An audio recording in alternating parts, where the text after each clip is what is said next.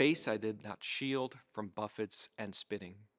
We hear those strong words from the prophet Isaiah today as we begin this most excruciating time of Christ's life, Holy Week.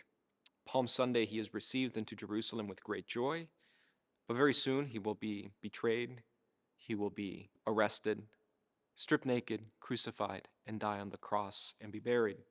This is a good time for us to meditate on our own response to suffering as we watch the most innocent of all suffer. Do we rebel when we discover suffering in our lives or in the lives of those around us? Do we despair? Or do we trust? Are we able to figure out that suffering doesn't have the last word?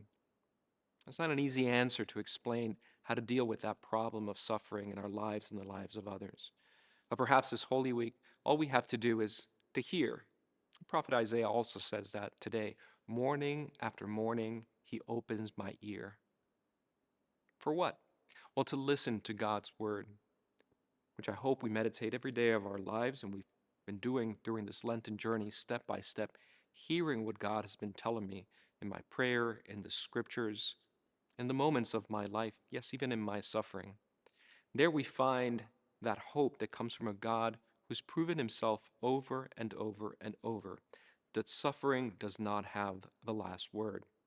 We know how the story ends, and so we can already look with great trust to that same resurrection in our own lives. But for now, let us be with Christ. Let us walk with him step by step, and let us ask him for the grace of accepting that suffering in our life that we can't change, to accept it with trust that God continues to work and that he's by our side, suffering with us in Christ and showing us a new way forward to satisfy the deepest desires of our heart, that peace that we long for. This has been a production of the Duke Catholic Center.